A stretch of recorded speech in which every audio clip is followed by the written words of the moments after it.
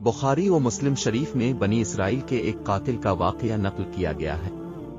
हुजूर अकरम सल्लल्लाहु अलैहि वसल्लम ने अल्लाह के यहाँ तौबा की कबूलियत से मुताल्लिक सहाबा किराम के सामने बनी इसराइल के एक कातिल का निहायत खूबसूरत और ईमान अफरोज वाक़या बयान फरमाया कि बनी इसराइल में एक शख्स चोरी, डकैती और कत्ल में बहुत मशहूर था और निहायत मामूली सी बात पर कत्ल कर देता था।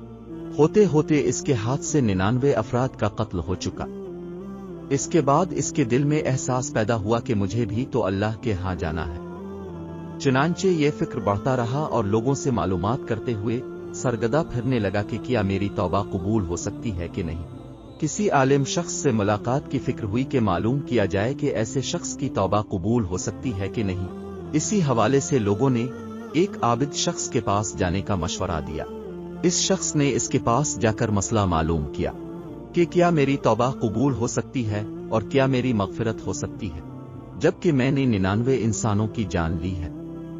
तो इस आबिद शख्स को इस मसले के बारे में ज्यादा मालूम नहीं था, तो उसने अपनी अक्ल से क़ियास आराई की कि जो आदमी 99 इंसानों की जान ले सकता है, भला इसको मगफिरत कहां से होगी। चुनांचे इस आबिद शख्स ने कह दिया कि तेरी तौबा कबूल नहीं होगी। तो इस शख्स ने गुस्से और जलाल में आकर उसको भी कत्ल करके 100 का हिस्सा मुकम्मल कर दिया, इसी सोच के साथ कि जब मेरी तौबा कबूल नहीं होनी तो तुझे भी खत्म करके 100 पूरे कर देता हूं। चुनांचे इसने 100 का हिस्सा मुकम्मल कर दिया, मगर उसके दिल में फिर भी यह ख्याल था कि मेरी मगफिरत की कोई न कोई शक्ल जरूर मौजूद होगी।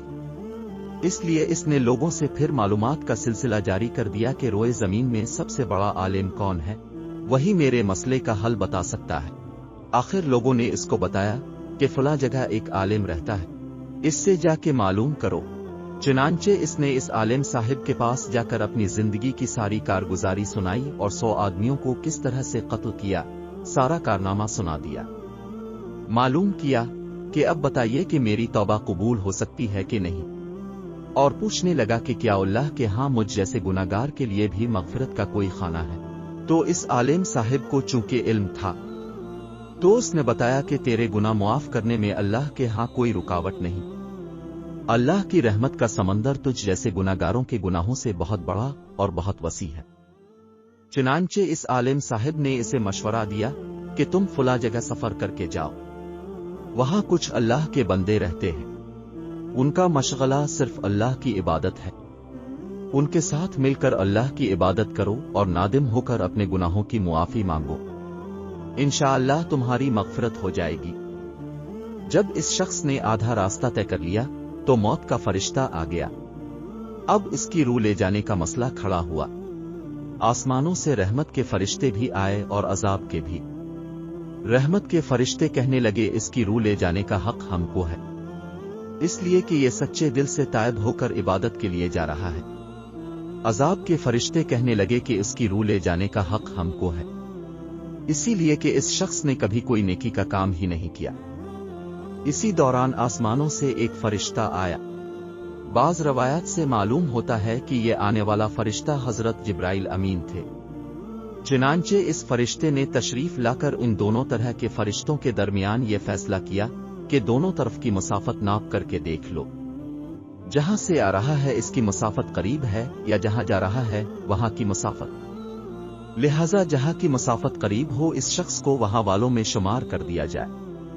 चुनांचे दोनों तरफ की जमीन नाप कर देखी गई, तो जहां जा रहा था वहां की मसाफत जहां से आ रहा था उसके मुकाबले में सिर्फ एक बालिश्त करीब है। चुनांचे फैसला हुआ कि मकामी मसऊद से मकाम इबादत सिर्फ एक बालिश्त करीब है, इसीलिए रहमत के फरिश्तों को इसको ले जाने का हक हासिल हुआ।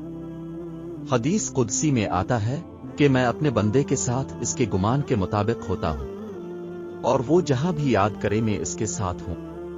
बाखुदा अल्लाह ताला अपने बंदे की तौबा से इससे ज्यादा खुश होता है जितनी खुशी तुम में से किसी ऐसे शख्स को होती है जिसका जानवर बियाबान में गुम होकर फिर उसे मिल जाए। और जो शख्स एक बालिश्त मेरी तरफ आता है मैं एक हाथ इसके करीब हो जाता हूं, और जो शख्स एक हाथ मेरे करीब आता है मैं इसके 2 हाथ यानी फैलाए हुए दोनों हाथों के दरमियान की मसाफत के करीब जाता हूं। और जब वो मेरी तरफ चल कर आता है تو میں اس کی طرف دوڑ کر آتا ہوں۔